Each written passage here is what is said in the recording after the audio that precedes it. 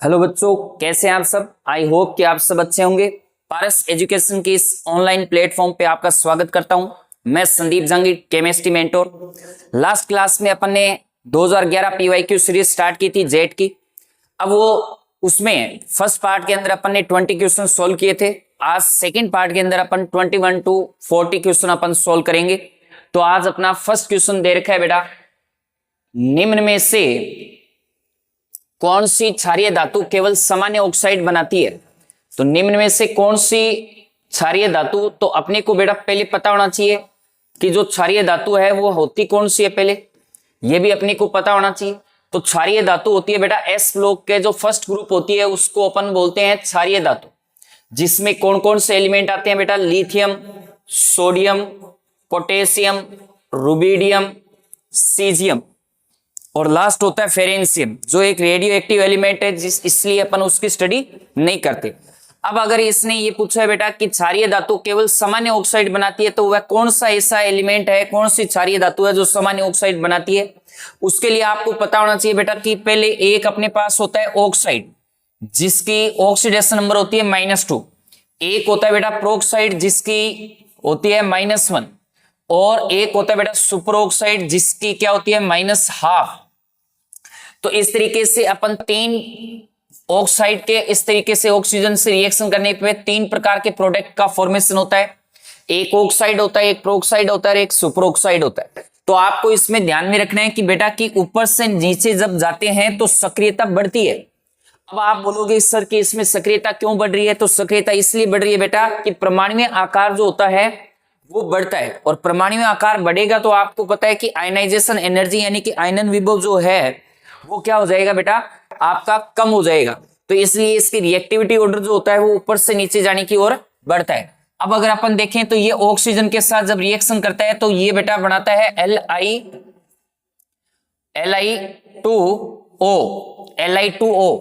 इसके अलावा सोडियम जब रिएक्शन फॉर्म करता है ऑक्सीजन के साथ तो फॉर्म करता है क्या बेटा, सोडियम प्रोक्साइड Na2O2, या इसको अपन NaO भी लिखा जा सकता है बेटा। नेक्स्ट अगर अपन बात करें कि पोटेशियम है, अपने पास रुबिडियम है, सीजियम है, अगर ये रिएक्शन करते हैं तो ये क्या किसका फॉर्मेशन करते हैं बेटा, ये सुपर ऑक्साइड का। तो ये RbO2 और ये फॉर्म होता है बेटा CsO2। तो इस तरीके से ये जो तीनों है वो तो बेटा किसका फॉर्मेशन कर रहे हैं, सुपर ऑक्साइड का। इसके अलावा अगर अपन बात करें कि इसमें ऑक्साइड कौन बना रहा है, तो अपने पास लिथियम है, वो किसका फॉर्मेशन कर रहा है बेटा, ऑक्साइड का। और सोडियम जो है बेटा वो किसका फॉर्मेशन कर रहा है, प्रोक्साइड का। तो ये पूरी क्षारीय धातुओं के बारे में मैंने आपको बताया कि क्षारीय धातु जो है वो अलग अलग तरीके से इसमें ऑक्सीजन से रिएक्शन करता है। सबसे ज्यादा रिएक्टिव जो सीजियम है, रुबिडियम, पोटेशियम, ये सबसे बड़े आकार के होते हैं, इसलिए ये सुपर ऑक्साइड का फॉर्मेशन करते हैं ऑक्सीजन से रिएक्शन करके। तो अपना जो क्वेश्चन है बेटा वो है केवल सामान्य ऑक्साइड कौन बनाता है, तो आपको पता होना चाहिए कि केवल लिथियम ही ऐसा है जो सामान्य ऑक्साइड का निर्माण करता है। बाकी ये सोडियम किसका फॉर्मेशन करता है आपको बता दिया, प्रोक्साइड का। पोटेशियम और रुबिडियम किसका फॉर्मेशन करता है बेटा, सुपर ऑक्साइड का। तो इस तरीके से आप इसमें अपने इस फॉर्मूले को भी देख सकते हैं कि कौन कौन से, और इनके एग्जाम में आपके आगे की जो सीरीज अपन पढ़ेंगे उसमें आपको दिखाई देगा कि अलग अलग जैसे ऑक्साइड, प्रोक्साइड और सुपर ऑक्साइड, इसके अंदर किस प्रकार की ऑक्सीकरण अवस्था प्रदर्शित करते हैं वो भी आपसे एग्जाम में पूछा हुआ है। तो नेक्स्ट क्वेश्चन अपन स्टार्ट करते हैं बेटा। नेक्स्ट क्वेश्चन अपना है मैग्नीशियम +2। मैग्नीशियम +2 आयन का आकार किससे कम होता है, किससे कम होता है। तो अब ये जो किससे कम है तो उससे अगर अपन देखें तो पहला है बेटा Be+2, फिर है H+, फिर है Mg और फिर है Li+। तो आपको पता है ये तो सारे बेरिलियम, लिथियम, H+, ये तो आप कौन से वर्ग के हैं, कौन से आवर्त के हैं, ये फर्स्ट और सेकंड आवर्त के हैं। हाइड्रोजन फर्स्ट आवर्त का होता है, बेरिलियम, लिथियम सेकंड आवर्त के हैं। तो इस तरीके से अपन देख सकते हैं कि मैग्नीशियम +2 है, तो मैग्नीशियम +2 और इसका जो पेत्रक है वो कौन है बेटा, मैग्नीशियम। तो ये उदासीन है और ये धनायन है। तो आपको पता होना चाहिए मैग्नीशियम का आकार क्या होता है, बड़ा होता है। इसमें अपन से पूछा है कि Mg+2 आयन का आकार किससे कम होता है, तो किससे कम होता है बेटा, मैग्नीशियम से। बाकी इन सब से तो क्या हो रहा है, इसका आकार बड़ा हो रहा है। क्यों? क्योंकि ये फर्स्ट और सेकंड पीरियड के हैं और ये भी सेकंड पीरियड का है, मैग्नीशियम भी थर्ड पीरियड का। तो ये थर्ड पीरियड का है, तो आपको पता है कि सेकंड, फर्स्ट, सेकंड और थर्ड आपको पता होना चाहिए कि ऊपर से नीचे जब जाते हैं तो कोषों की संख्या बढ़ती है और कोष की संख्या बढ़ेगी तो उसका आकार भी क्या हो जाएगा बेटा, बढ़ेगा। तो इस तरीके से अपन देख सकते हैं कि इसमें ये तीनों ऑप्शन क्या हो जाएंगे, कैंसिल आउट हो जाएंगे। और ये मैग्नीशियम ये उदासीन है और ये आपका धनायन है, तो उदासीन का आकार क्या होता है बेटा, बड़ा होता है। तो इस तरीके से अपन इस क्वेश्चन को सोल्व कर सकते हैं। नेक्स्ट अगर अपन बात करें बेटा, अपने पास है सोडियम कार्बोनेट बनाने की उत्पादन प्रक्रिया है। सोडियम कार्बोनेट का फॉर्मूला क्या होता है बेटा, Na2CO3। अब ये Na2CO3 है, वो अपने को पता होना चाहिए, ये एक दावन सोडा के रूप में भी पाया जाता है। जब इसके साथ 10 जल के अणु जुड़ जाते हैं Na2CO3.10H2O, अगर ये इसमें डेका हाइड्रेट मॉलिक्यूल अगर इसके साथ ऐड होते हैं तो इसको अपन बोल देते हैं बेटा दावन सोडा। तो आपको इसमें पता होना चाहिए कि दावन सोडा बनाने की जो विधि होती है उसको अपन बोलते हैं बेटा साल्वे प्रक्रिया। तो अपना आंसर है साल्वे प्रक्रिया। तो इस साल्वे प्रक्रिया को बेटा अपन एक नाम और दे सकते हैं, अमोनियम सॉल्ट प्रोसेस भी कह सकते हैं इसको। अमोनियम सॉल्ट प्रोसेस के नाम से भी जाना जाता है इस साल्वे प्रक्रिया को। तो ये आपको एक लर्न बेस्ड क्वेश्चन है, आपको ध्यान में रखना है। इसके अलावा आपको मैं बता देता हूं, जैसे सोडियम है तो सोडियम को अपन डाउन विधि से भी करते हैं बेटा, डाउन विधि। इसके अलावा आपने नाम सुना होगा, जैसे इस Na2CO3 के साथ साथ इस साल्वे प्रोसेस में अपन सोडियम बाइकार्बोनेट या सोडियम हाइड्रोजन कार्बोनेट का भी निर्माण करते हैं। तो ये दोनों आपको ध्यान में रखने हैं। इसके अलावा आपको पता है NH3 जो है उसका निर्माण के लिए कौन सी विधि यूज करते हैं अपन बेटा, हेबर विधि। जो हाइड्रोजन होता है उसके लिए कौन सी विधि यूज करते हैं बेटा, बोच प्रक्रम। इसके अलावा बेटा आपको यह भी पता होना चाहिए कि सोडियम है उसको एक और मेथड है, उससे भी अपन कर सकते हैं, केल्नर सेल के द्वारा भी इसका निर्माण किया जा सकता है। तो इस तरीके से कुछ लर्न बेस है, उनको आपको मेथड आपको पता होना चाहिए, एग्जाम में पूछ लिया जाता है। नेक्स्ट अगर अपन बात करें बेटा, नेक्स्ट क्वेश्चन है अपने पास,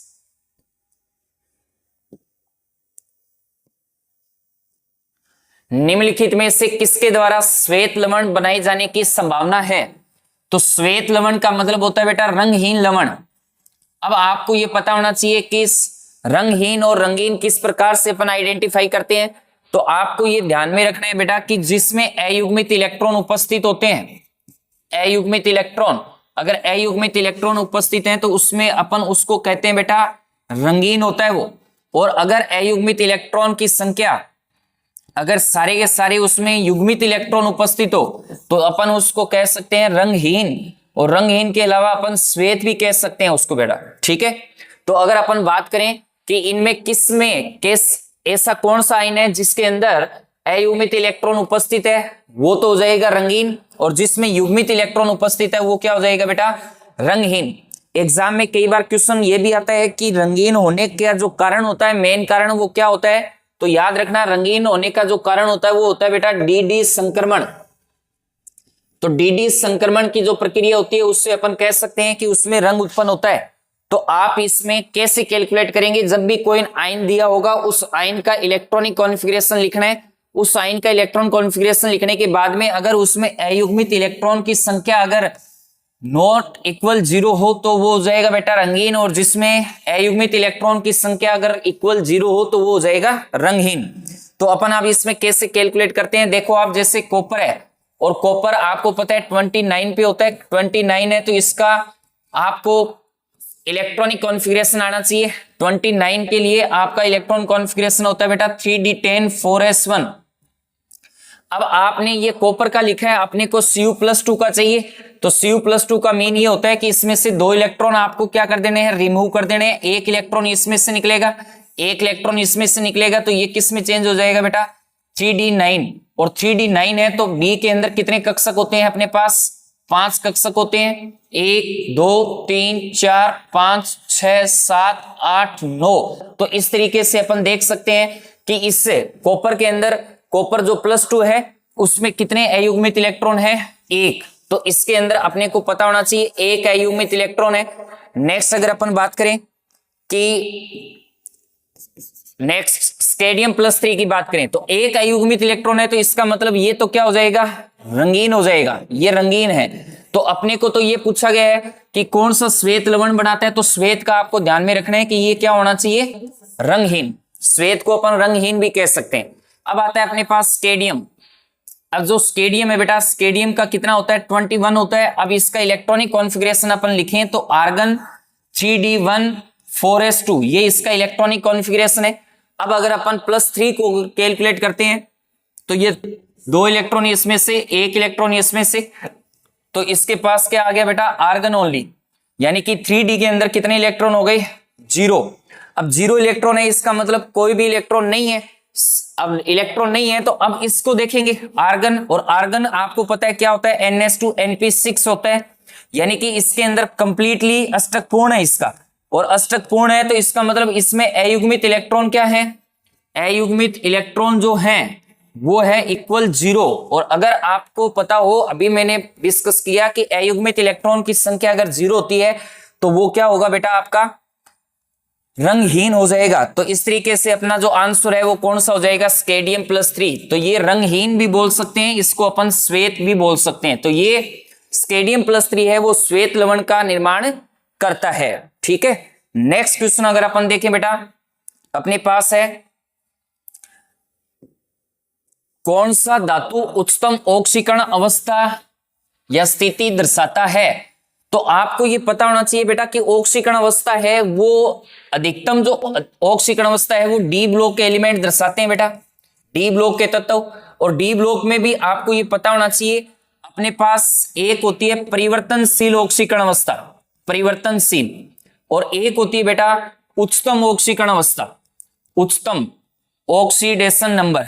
एक तो सर्वाधिक परिवर्तनशील, सर्वाधिक परिवर्तनशील ऑक्सीडेशन नंबर, और एक होती है अपने पास उच्चतम ऑक्सीकरण अवस्था। तो ये दोनों ही कौन से ब्लॉक के तत्व दर्शाते हैं, डी ब्लॉक के तत्व। और आप देख सकते हो कि इसमें ऑप्शन में भी आपको डी ब्लॉक के तत्व ही दिए गए हैं। तो अब इसमें अगर अपन देखें कि डी ब्लॉक के अंदर सर्वाधिक परिवर्तनशील ऑक्सीकरण अवस्था जो दर्शाता है उसका नाम होता है बेटा मैग्नीज। और याद रखना ये +2 से लेके +7 तक की ऑक्सीकरण अवस्था प्रदर्शित करता है, यानी कि ये एक ही प्रकार की ऑक्सीकरण अवस्था न दर्शा के कई प्रकार की ऑक्सीकरण अवस्था प्रदर्शित करता है। इसलिए इसमें अपन क्या कह रहे हैं कि ये सर्वाधिक परिवर्तनशील ऑक्सीकरण अवस्था दर्शाता है, और उसका नाम है बेटा मैग्नीज। और मैग्नीज आपसे ये भी पूछा जा सकता है कि मैग्नीज कहां से कहां तक ऑक्सीकरण अवस्था प्रदर्शित करता है, तो आपका आंसर होगा बेटा +2 से लेके +7 तक। नेक्स्ट अगर अपन बात करें डी ब्लॉक के अंदर उच्चतम ऑक्सीकरण अवस्था भी डी ब्लॉक के अंदर होती है, और उच्चतम ऑक्सीकरण अवस्था दर्शाने वाला होता है बेटा ओस्मियम। और जो ओस्मियम है उसमें आपको ये पता होना चाहिए कि ये कितनी ऑक्सीकरण अवस्था प्रदर्शित करता है बेटा, ये +8। तो इसमें दोनों क्वेश्चन का आपको पूछा जा सकता है, दोनों क्वेश्चन के परिवर्तनशील, सर्वाधिक परिवर्तनशील ऑक्सीकरण अवस्था पूरी आवर्त सारणी में कौन दर्शाता है, तो मैग्नीज। दूसरा ये भी पूछा जा सकता है कि ये कहां से कहां तक दर्शाता है, तो +2 से +7 तक। फिर अगला नेक्स्ट क्वेश्चन ये भी पूछा गया हुआ है, देख सकते हैं आप कि उच्चतम ऑक्सीकरण अवस्था कौन सी है, तो ये है ओस्मियम। अब नेक्स्ट क्वेश्चन अपने ऐसे भी आ सकता है बेटा कि ये उच्चतम ऑक्सीकरण अवस्था कितने तक दर्शाता है या कितनी होती है, तो ये +8 होती है, तो इसका नाम होता है बेटा ओस्मियम। तो अपना जो आंसर है वो कौन सा हो जाएगा, थर्ड ऑप्शन। ओके, तो इस तरीके से आपको क्वेश्चन को सोल्व आउट करना है। नेक्स्ट अगर अपन बात करें, अपने पास है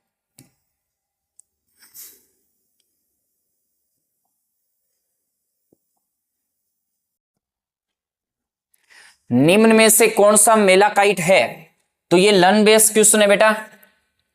मेलाकाइट यानी कि आपको फॉर्मूले पता होना चाहिए। जो आप मेटलर्जी वाला यानी कि धातुक्रम वाला जो चैप्टर पढ़ेंगे उसमें बहुत सारे एस्क और यौगिकों के नाम आप पढ़ेंगे, उनके फॉर्मूले पढ़ेंगे। तो इसमें मेलाकाइट जो होता है वो बेटा दो धातुओं का एस्क होता है। एक तो जैसे एक कॉपर होता है और उस कॉपर में दो चीजें होती है, एक उसका हाइड्रोक्साइड होता है, एक उसका कार्बोनेट होता है। तो यानी कि मेलाकाइट जो है उसके अंदर धातु कौन सी है, कॉपर, और कॉपर का हाइड्रोक्साइड और कॉपर का कार्बोनेट, इन दोनों का जो एस्क, इनका जो मिश्रण है उसको अपन बोल रहे हैं मेलाकाइट।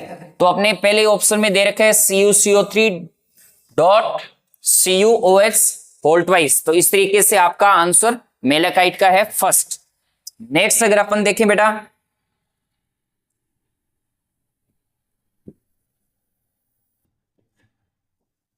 नेक्स्ट क्वेश्चन ऑर्गेनिक से रिलेटेड है। निम्न में से कौन सा सर्वाधिक स्थायी है? अब सर्वाधिक स्थायी कौन सा होता है? तो आपको दे रखे हैं बेटा एल्काइल ग्रुप, और एल्काइल ग्रुप जो दे रखे हैं इसके अंदर जो है, इसमें अपन लिख सकते हैं ये CH3 है बेटा, CH3 CH2 प्लस है, ये CH3 प्लस है, इसके अलावा ये CH प्लस है, और यहां पे है ये प्लस। इस हाइड्रोजन को आपको कैंसिल आउट करना है। तो इस तरीके से ये कार्बोकेटाइन दे रखे हैं, और इसमें आपको सर्वाधिक स्थायी पूछा हुआ है। तो सर्वाधिक स्थायी किस प्रकार से है? तो आपको पता होना चाहिए बेटा कि कोई भी कार्बोकेटाइन होता है उसके स्थायित्व का क्रम होता है बेटा 3 डिग्री, फिर होता है 2 डिग्री, फिर होता है बेटा 1 डिग्री, और फिर होता है सुपर कार्बन। सुपर कार्बन को आप सीधा डायरेक्ट CH3 प्लस भी लिख सकते हैं, ओके। 0 डिग्री कार्बन भी कह सकते हैं इसको, वैसे इसका नाम होता है बेटा सुपर कार्बन। तो आपको ये पता होना चाहिए कि जो कार्बोकेटाइन दे रखा है, कार्बोनाइन दे रखा है, उसके स्थायित्व का जो क्रम होता है वो होता है बेटा 3 डिग्री, 2 डिग्री, 1 डिग्री। अब आप इसमें देख सकते हैं कि एक कार्बोकेटाइन कितने कार्बन से अटैच है? एक कार्बन से, इसलिए ये 1 डिग्री हो गया। ये किसी से ऐड नहीं है, इसलिए ये 0 डिग्री है बेटा, या सुपर कार्बन बोल सकते हैं इसको। नेक्स्ट अगर अपन बात करें तो इसके अंदर ये 2 डिग्री है, क्यों? क्योंकि ये एक कार्बन जो है वो डायरेक्टली कितने कार्बन से अटैच है? 2 कार्बन से। नेक्स्ट अगर अपन बात करें तो ये कार्बोकेटाइन कितने कार्बन से अटैच हो गया? 1, 2 और 3, यानी कि ये कितने डिग्री हो गया बेटा? 3 डिग्री। तो आपसे ये पूछा गया है कि सर्वाधिक स्थायी कौन सा है? तो 3 डिग्री सबसे ज्यादा स्थायी होता है, तो इसलिए ये अपना ऑप्शन सही हो जाएगा, ओके। नेक्स्ट क्वेश्चन की अगर अपन बात करें बेटा, तो नेक्स्ट क्वेश्चन है अपने पास, निम्नलिखित में से कौन सा -I प्रभाव का सही क्रम है? तो ये -I प्रभाव जो है, इस I को अपन बोलते हैं बेटा प्रेरणिक प्रभाव, प्रेरणिक प्रभाव, इंडक्टिव इफेक्ट। अब ये जो प्रेरणिक प्रभाव है आपको ये पता होना चाहिए, -I प्रभाव जो होता है वो प्रभाव होता है जिसमें इलेक्ट्रॉन क्या होते हैं बेटा? डोनेट होते हैं, इलेक्ट्रॉन गेन होते हैं, और इलेक्ट्रॉन जो विड्रॉइंग करेगा, इलेक्ट्रॉन को विड्रॉइंग करेगा यानी कि इलेक्ट्रॉन को खींचेगा अपनी ओर, उसको अपन बोलते हैं -I प्रभाव। ये प्रेरणिक प्रभाव यानी कि नेगेटिव ऋणात्मक प्रेरणिक प्रभाव जो है वो क्या काम करता है? इलेक्ट्रॉन को अपनी ओर आकर्षित करता है, अपनी ओर आकर्षित, और अपनी ओर आकर्षित करेगा, तो इसलिए अपन इसको एक नाम दे देते हैं। क्या नाम देते हैं बेटा? इलेक्ट्रॉन अट्रैक्टिव ग्रुप भी बोल सकते हैं इसको, इलेक्ट्रॉन विड्रॉइंग ग्रुप भी कह सकते हैं। तो अब आपको ये पता होना चाहिए कि इलेक्ट्रॉन को अपनी ओर आकर्षित करने की जो क्षमता होती है वो किस पे क्या होती है बेटा? वो होती है वैद्युत ऋणता। तो ध्यान में रखना कि -I प्रभाव जो है वो डायरेक्टली प्रोपोर्शनल होता है बेटा वैद्युत ऋणता के।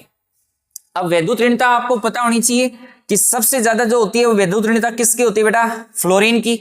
उसके बाद में किसकी होती है? ऑक्सीजन की। फिर क्या होती है? नाइट्रोजन की। तो अपन क्या कर सकते हैं कि अगर एक ही आवर्त के तत्व दे रखे हैं और एक ही आवर्त के तत्व जब भी दे रखे हो, तब आप प्रेरणिक प्रभाव के जो भी ऑर्डर है उसको आप कैसे कैलकुलेट कर सकते हो? उसकी वैद्युत ऋणता के आधार पे।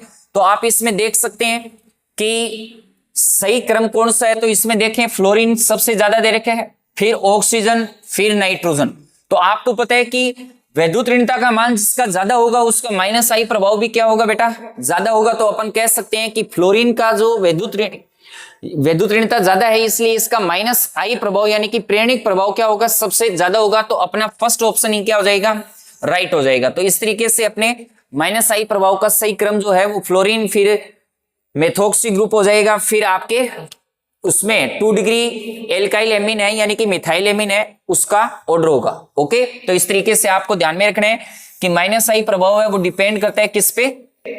वैद्युत ऋणता के क्रम पे। नेक्स्ट अगर अपन देखें, अगला क्वेश्चन जो है वो है बेटा श्रृंखलित समआण्विकता यानी कि समाण्विकता, आइसोमेरिज्म, इसको अपन बोल सकते हैं बेटा समावयवता। और क्या बोला जा सकता है इसको? समावयवता, समावयवता, आइसोमेरिज्म। तो प्रदर्शित करने में सक्षम यौगिक है। तो आपको इसके एक पता होना चाहिए क्या कि बेटा इस आइसोमेरिज्म को प्रदर्शित करने के लिए अगर कोई कार्बन श्रृंखला है जिसमें सिंगल बॉन्डेड है तो कम से कम आपको कितने नंबर ऑफ कार्बन की रिक्वायरमेंट होती है? 4 कार्बन की। अब ये 4 कार्बन अगर अपन देखें तो ये 4 कार्बन है। इस 4 कार्बन को अपन 2 तरीके से शो कर सकते हैं। एक तो आप इसमें नॉर्मल चेन जो दे रखी है वही, और एक अपन इसमें क्या कैलकुलेट कर सकते हैं कि इसी के अकॉर्डिंग जैसे CH3 CH2 CH2 CH3 है। अब इसका फॉर्मूला हो गया बेटा C4H10। अब C4H10 जो है उसको अपन या तो इसके नॉर्मल चेन में लिख सकते हैं सीधी श्रृंखला में, या फिर इसको इस तरीके से भी लिखा जा सकता है। जैसे अगर अपन बात करें CH3 CH3 CH3 और ये H। अब आप इसमें देख सकते हैं एक तो नॉर्मल चेन है और एक आप इसमें ब्रांचिंग होगी, और ब्रांचिंग होने के बाद में इस ग्रुप का नाम होता है बेटा आइसो। तो इस आइसो फॉर्म में भी मिल सकता है और नॉर्मल चेन में भी मिल सकता है। तो कम से कम आपके पास कितने कार्बन होने चाहिए आइसोमेरिज्म प्रदर्शित करने के लिए? 4 कार्बन। तो इसमें आप देख सकते हैं CH4, तो आप इसको और किसी भी तरीके से अरेंज नहीं कर सकते, तो ये भी नहीं होगा। CH3 को आप इसी आधार पे ही आप इसको प्रदर्शित कर सकते हैं, और इसमें कोई पोजीशन नहीं है जिससे अपन क्या करें इसको चेंज कर सकें, तो ये भी नहीं होगा। अब ये 3 कार्बन है, तो 3 कार्बन को भी आप और किसी भी प्रकार से अरेंज नहीं कर सकते। तो इसका मतलब अपने को पता है कि आइसोमेरिज्म है वो मिनिमम कितने कार्बन होनी चाहिए बेटा? 4 कार्बन। तो 4 कार्बन ये दे रखे हैं, तो अपना ऑप्शन जो है वो हो जाएगा 4th। तो आप इसमें देख सकते हैं कि इस 4 कार्बन वाले जो सीरीज है, इस श्रृंखला है, इस श्रृंखला को एक तो सीधी श्रृंखला में और दूसरा उसको ब्रांचिंग में अपन प्रदर्शित कर सकते हैं। तो इस तरीके से अपना ऑप्शन हो जाएगा 4th। नेक्स्ट अपना क्वेश्चन है बेटा, एसिटिलीन को HgSO4 की उपस्थिति में विरल यानी कि तनु H2SO4 से गुजारा जाता है, तो गुजारा जाता है तो बनने वाला यौगिक होगा, तो गुजारा जाएगा। अगर आपके पास एसिटिलीन है, एसिटिलीन क्या होता है बेटा? ट्रिपल बॉन्डेड होता है, और इस एसिटिलीन की रिएक्शन आपको HgSO4 इसकी उपस्थिति में और तनु H2SO4 के साथ इसमें से गुजारा जाएगा। तो आपको पता होना चाहिए बेटा कि इसके अंदर किसका फॉर्मेशन हो जाता है? एसिटिक अम्ल का। तो एसिटिक अम्ल का फॉर्मेशन होता है क्योंकि इसका एक प्रकार से ऑक्सीकरण हो जाता है, और ऑक्सीकरण होगा तो अपने किसका फॉर्मेशन हो जाएगा बेटा? एसिटिक अम्ल का। ओके, नेक्स्ट अगर अपन बात करें टोलुइन, टोलुइन प्रकाश की उपस्थिति में Cl2 से प्रतिक्रिया करके देता है। तो अपने को पहले पता होना चाहिए बेटा कि टोलुइन होता क्या है? तो ये एक बेंजीन का व्युत्पन्न होता है। बेंजीन का व्युत्पन्न इस तरीके से CH3। अब इसकी रिएक्शन आपको HNu यानी कि प्रकाश की उपस्थिति में करवाना है, तो प्रकाश को आप HNu से प्रदर्शित करते हैं। Cl2 से करवाना है तो आपको पता होना चाहिए बेटा कि जब भी प्रकाश की उपस्थिति में रिएक्शन होती है हेलोजन की, तो अब उस हेलोजन में क्या होगा कि इसमें एक फ्री रेडिकल प्रोसेस होती है। जब अपन इस टॉपिक को पढ़ेंगे तब बताएंगे, बाकी अभी आप इसमें क्वेश्चन सोल्व कर रहे हैं तो आपको ये पता होना चाहिए कि इसमें मुक्त मूलक प्रक्रिया होती है और मुक्त मूलक प्रतिस्थापना विक्रिया होती है एक प्रकार से। और मुक्त मूलक प्रतिस्थापना विक्रिया में क्या होगा कि इसमें से CH3 में से हाइड्रोजन रिमूव करना है और Cl को ऐड कर देना है। तो अगर इस तरीके से अपन लिखें इसको तो ये हो जाएगा बेटा CH2Cl। तो आप देख सकते हैं कि इसमें Cl2 से रिएक्शन करवाने पे अपने को कौन सा प्रोडक्ट है वो मिल रहा है। तो इसमें ध्यान रखना है, इसका नाम होता है बेटा बेंजील क्लोराइड। ये होता है बेंजील क्लोराइड, तो ये अपना ऑप्शन हो जाएगा फर्स्ट। तो ये बेंजील क्लोराइड का निर्माण होता है। अब आपको मैं थोड़ा सा और बता देता हूं कि बेंजील, इसमें 3 चीजें होती है बेटा। अगर आपके पास जो कार्बन दे रखा है अगर उसकी एक ही वैलेंसी फ्री है, अगर कार्बन दे रखा है बेंजीन के साथ तो उसमें अगर 2 वैलेंसी फ्री है, और या फिर आपके पास जो बेंजीन दे रखा है उसमें 3 वैलेंसी फ्री है, तो आप देख सकते हैं कि इनके अलग अलग नाम होते हैं बेटा। इसको अपन बोलते हैं बेंजिल, इसका नाम होता है बेंजिल, इसका होता है बेंजल, और इसको बोलते हैं बेटा बेंजो। तो आपको ये ध्यान में रखना है कि अगर कोई भी बेंजीन व्युत्पन्न है उसमें कार्बन की वैलेंसी अगर एक फ्री है तो इसका नाम बेंजीन हो जाएगा। अगर मैंने यहाँ पे Cl ऐड कर दिया तो इसका नाम हो जाएगा बेटा बेंजील क्लोराइड। अगर OH ऐड कर दिया तो इसका नाम हो जाएगा बेंजील एल्कोहल। नेक्स्ट अगर अपन बात करें, अगर यहाँ पे भी Cl ऐड कर दिया तो इसका नाम हो जाएगा बेंजील क्लोराइड। और अगर यहाँ पे भी अपन ने Cl ऐड कर दिया तो इसका नाम हो जाता है बेटा बेंजो क्लोराइड। तो आप इसमें देख सकते हैं अपने एक ही हाइड्रोजन को रिमूव करना है तो अपने पास जो फॉर्म होगा वो कौन सा हो जाएगा बेटा बेंजील क्लोराइड। तो इस तरीके से अपन इस क्वेश्चन को सोल्व कर सकते हैं। नेक्स्ट क्वेश्चन जो है अपने पास वो है बेटा निम्नलिखित में से कौन सा सर्वाधिक अम्लीय है। तो सर्वाधिक अम्लीय हमेशा आपको इसका कॉन्जुगेट बेस कैलकुलेट करना है। जब भी अम्लीयता का क्रम अगर आपको कैलकुलेट करना हो तो उसमें से आप क्या करोगे कि उसका पहले कॉन्जुगेट बेस यानी कि संयुग्मित क्षार का निर्माण करें। और संयुग्मित क्षार का जब निर्माण करते हैं, जैसे ये फिनोल है तो फिनोल का संयुग्मित क्षार अगर अपन देखें फिनोल का फॉर्मूला इस तरीके से होता है। इसका अगर संयुग्मित क्षार जो होगा वो हो जाएगा ये O-, इसको बोलते हैं बेटा फिनोक्साइड। अगर इस एल्कोहल की अगर अपन बात करें तो एल्कोहल का फॉर्मूला तो होता है ROH, लेकिन इसका कॉन्जुगेट बेस जो है वो क्या हो जाएगा RO-। नेक्स्ट है साइक्लोहेक्सेनोल, इसका जो कॉन्जुगेट बेस होता है वो होता है बेटा O-। और नेक्स्ट अगर अपन बात करें जल यानी कि वाटर तो इसका क्या हो जाएगा बेटा OH-। तो आपके पास ये 4 कॉन्जुगेट बेस मिले, जिसमें आप देख सकते हैं कि जो इस कॉन्जुगेट बेस में जो ज्यादा स्थायी होगा, जिस कॉन्जुगेट बेस की जो स्ट्रक्चर है वो जितनी ज्यादा स्टेबल होगी वो स्टेबल ही क्या होगा सर्वाधिक अम्लीय होगा। तो एक बार वापस मैं रिपीट कर देता हूं बेटा कि कौन सा सर्वाधिक अम्लीय है। तो अम्लीय का मीन ये है कि जब आप अम्लीयता का क्रम आपसे पूछा जाए तो इस अम्लीयता का पहले क्या निकालना है बेटा संयुग्मित क्षार निकालना है, कॉन्जुगेट बेस। कॉन्जुगेट बेस जितना ज्यादा स्थायी होगा वो उतना ही ज्यादा क्या होगा बेटा सर्वाधिक अम्लीय होगा। तो आप इसमें देख सकते हैं कि फिनोल है उसका कॉन्जुगेट बेस क्या होता है फिनोक्साइड, एल्कोहल है उसका होता है एल्कोक्साइड, और इसमें साइक्लोहेक्सेनोल है तो इसका ऑक्साइड, इसमें कॉन्जुगेट बेस, और इस जल का हो जाएगा OH-। तो इस तरीके से अपन देख सकते हैं कि इनमें सबसे ज्यादा जो स्टेबल है वो क्या हो सकता है। तो आप देख सकते हैं कि इस जो फिनोक्साइड है इसके अंदर क्या हो रहा है बेटा अनुनाद। और आपको पता है कि जिस यौगिक के अंदर अनुनाद होता है उस अनुनाद के कारण एक्स्ट्रा स्टेबिलिटी आ जाती है। तो आप इसमें देख सकते हैं कि इन तीनों के अंदर अनुनाद नहीं है।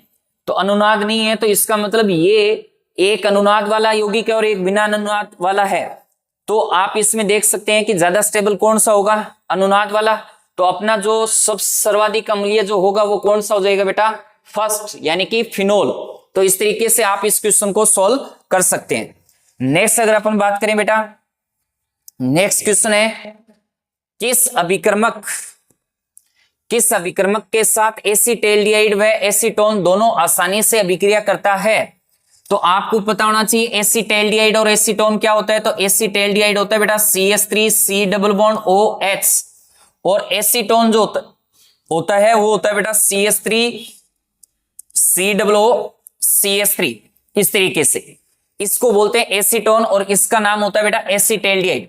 आप इसमें देख सकते हैं कि आपके पास जो दे रखा है इसके अंदर एक CO ग्रुप, ये ग्रुप इसको बोलते हैं बेटा कार्बोनिल ग्रुप। अब ये जो कार्बोनिल ग्रुप है उसके अंदर आप इसमें देख सकते हैं कि फेलिंग विलियन है वो करता जरूर है लेकिन दोनों में से एक में करेगा। ऐसे ही शिफ्ट अभिक्रमक है वो भी नहीं कर सकता। टोलेन अभिक्रमक है वो ना एल्डिहाइड और कीटोन दोनों के साथ अभिक्रिया नहीं कर सकता। लेकिन अपना जो ग्रिग्नार अभिक्रमक है उसका फॉर्मूला होता है बेटा RMGX। ये जो RMGX है इस RMGX के साथ अपन कह सकते हैं कि एल्डिहाइड भी अभिक्रिया कर लेता है और कीटोन का जो फॉर्म है व्युत्पन्न है उसको बोल रहे हैं अपन क्या एसीटोन, वो भी अभिक्रिया कर लेता है। तो इस तरीके से एसीटैल्डिहाइड व एसीटोन दोनों आसानी से अभिक्रिया करते हैं। तो उसका आंसर कौन सा हो जाएगा बेटा ग्रिग्नार अभिक्रमक यानी कि RMGX इसका फॉर्मूला होता है। तो इस तरीके से अपने को क्वेश्चन को सोल्व आउट करना है। नेक्स्ट अगर अपन देखें बेंजीन HNO3 प्लस H2SO4 के साथ नाइट्रीकरण द्वारा देती है, तो H2SO4 के साथ तो आपको पता होना चाहिए HNO3 प्लस H2SO4 है, आपको कौन सी अभिक्रिया करवानी है, नाइट्रीकरण। तो ये आपके पास बेंजीन है बेटा, और आपको पता है कि बेंजीन जो है वो HNO3 प्लस H2SO4 इसके साथ जो भी अभिक्रिया देगी उसका नाम होता है बेटा नाइट्रीकरण। और नाइट्रीकरण अभिक्रिया का मतलब यही होता है कि नाइट्रीकरण जो है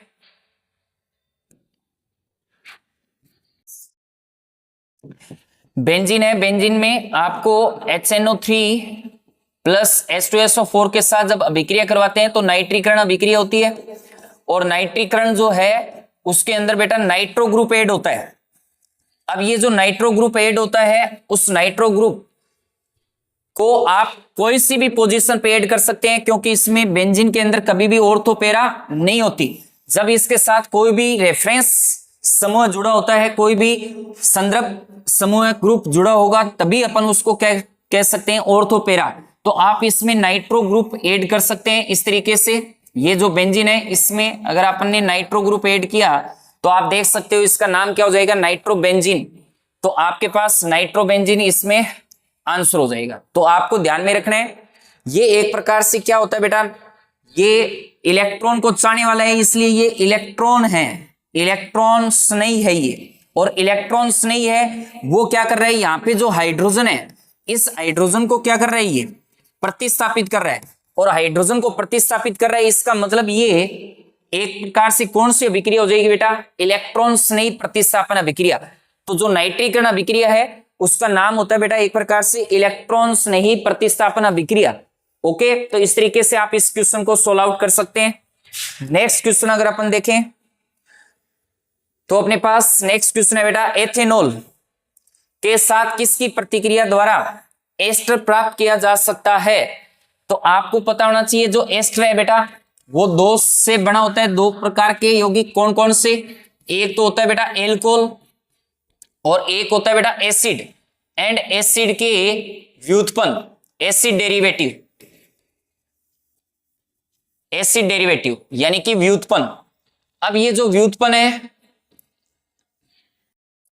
एसिड के डेरिवेटिव के व्युत्पन्न, तो उसमें कौन कौन से हो सकते हैं, एसिड एमाइड हो सकता है, एसिड क्लोराइड हो सकता है, एसिड एनहाइड्राइड हो सकता है। तो इस तरीके से अपने को दो ही चीजें ध्यान में रखनी है, एक तो अपने पास क्या होना चाहिए बेटा एल्कोहल और एक अपने पास क्या होना चाहिए एसिड।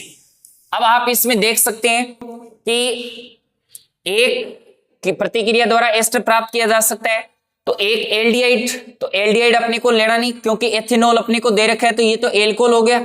नेक्स्ट अपने को क्या बनाना है, एसिड चाहिए, तो एमाइड, ओनली एमाइड, इससे भी रिएक्शन नहीं हो सकती। कार्बोक्सिलिक अम्ल के सोडियम साल्ट, कार्बोक्सिलिक अम्ल से तो हो सकती है लेकिन साथ में उसमें क्या दे रखा है सोडियम साल्ट, तो ये भी नहीं हो सकता। नेक्स्ट अगर अपन बात करें अम्लीय क्लोराइड, तो एसिड क्लोराइड है, इसको अपन बोल सकते हैं एसिड क्लोराइड। इसका फॉर्मूला होता है बेटा RC+OCl, इस तरीके से इसको बोलते हैं एसिड क्लोराइड। तो आपको इसमें ध्यान रखना है कि जैसे अपने पास एक तो अपने पास क्या है RC+OCl, नेक्स्ट है अपने पास एल्कोहल। अब अगर इसकी रिएक्शन कराएं तो एल्कोहल से H निकलेगा, इससे Cl, तो अब इसमें किसका फॉर्मेशन हो जाएगा RC+OOR, इसको अपन क्या नाम देते हैं बेटा एस्टर। तो जो एस्टर है इस एस्टर का निर्माण करने के लिए अपने पास क्या होना चाहिए बेटा, एक तो एल्कोहल होना चाहिए और एक अपने पास क्या होना चाहिए बेटा एसिड क्लोराइड या एसिड। तो आप इससे किसका फॉर्मेशन कर सकते हैं एस्टर का। तो अपना आंसर कौन सा हो जाएगा अम्लीय क्लोराइड। नेक्स्ट अगर अपन बात करें तो ये भी एक अभिक्रिया दे रखी है, यूरिया को जब एथिल एल्कोहल के साथ गर्म किया जाता है तब यह देता है। तो यूरिया को एथिल एल्कोहल, एल्कोहल में जब इसके साथ अपन गर्म करेंगे तो अपने पास किसका फॉर्मेशन होगा बेटा यूरिथेन का, यूरिथेन। तो इस तरीके से ये एक अभिक्रिया है, इसमें आपको यूरिथेन जो एक यूरिया का ही मॉलिक्यूल होता है जिसको आपको ध्यान में रखना है। नेक्स्ट अगर अपन बात करें बेटा तो अपने पास है निम्नलिखित में से कौन सा एक प्राकृतिक पॉलीमर है, पॉलीमर नहीं है। तो प्राकृतिक पॉलीमर का मतलब होता है जो प्रकृति से मिले। अब प्रकृति का मतलब क्या होता है बेटा, या तो पादप से मिले या फिर जंतु से मिले। तो अगर ये पादप या जंतु से जब भी मिलता है तो उसको अपन बोलते हैं प्राकृतिक पॉलीमर। तो आप देख सकते हैं स्टार्च किससे मिलता है बेटा, पादपों से मिलता है। सेलुलोज है तो सेलुलोज तो आपको पता होना चाहिए मोस्ट अबेंडेंट यानी कि सर्वाधिक मात्रा में पाए जाने वाला जो जंतु जगत में जो है कार्बोहाइड्रेट, वो कौन सा होता है, सेलुलोज ही होता है। ये दोनों ही एक प्रकार से क्या है बेटा, पॉलीसेकेराइड होता है। इसके बाद में ग्लाइकोजन की अगर अपन बात करें तो ग्लाइकोजन तो अपन इसका एक नाम देते हैं जंतु स्टार्च। ये भी एक प्रकार का क्या होता है, पॉलीमर ही होता है, पॉलीसेकेराइड है। ये ग्लूकोज के पॉलीसेकेराइड पॉलीमर है। ये स्टार्च हुआ, सेलुलोज हुआ, ग्लाइकोजन हुआ, ये किससे फॉर्म होते हैं, ग्लूकोज से। तो ग्लूकोज के बहुलक हैं ये। और ग्लाइकोजन को जंतु स्टार्च के नाम से भी जाना जाता है बेटा। इसके अलावा आपको पता होना चाहिए कि अपने जो लीवर है उसके अंदर जो स्टोरेज के रूप में जब भी अपने जो भोजन है वो स्टोरेज जो होता है वो किस फॉर्म में होता है, ग्लाइकोजन। इसलिए इसका नाम क्या रखा गया बेटा, जंतु स्टार्च। और आपको पता है पादपों के अंदर जो भी भोजन का स्टोर होता है वो स्टार्च के फॉर्म में होता है और अपने ग्लाइकोजन के फॉर्म में होता है, इसलिए इसका नाम क्या रखा गया है, जंतु स्टार्च। सेलुलोज है वो सेल वॉल बनाने के लिए काम में आती है। तो आप इसमें देख सकते हैं ये तीनों ही क्या है, पॉलीमर है और प्राकृतिक है, प्रकृति से मिल रहा है। तो अपन आंसर कौन सा हो जाएगा, ग्लेप्टेल। तो इस तरीके से ये अपना क्वेश्चन का आंसर है थर्ड। नेक्स्ट अगर अपन देखें, वह दवा जो दर्द का निवारण करती है कहलाती है। तो आपको यह भी पता होना चाहिए, इसको बोलते हैं बेटा एनाल्जेसिक, यानी कि दर्द निवारक दवा, उसको क्या कहा जाता है, एनाल्जेसिक। नेक्स्ट अपना फाइनल क्वेश्चन है बेटा, मेथिल ऑरेंज है, मेथिल ऑरेंज है। तो मेथिल ऑरेंज एक प्रकार की क्या होती है बेटा, डाई होती है, रंजक होता है ये।